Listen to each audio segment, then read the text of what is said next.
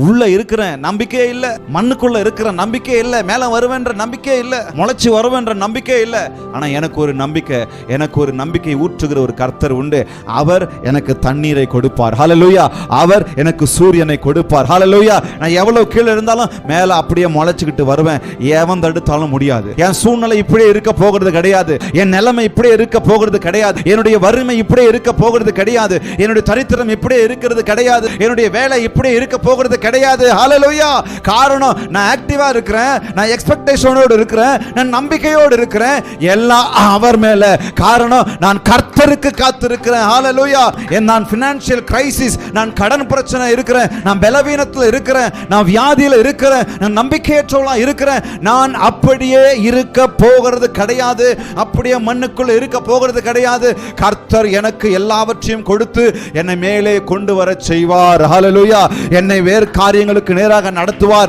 அதுல சந்தேகமே இல்லை. He is the hope. Jesus is the hope to the hopeless.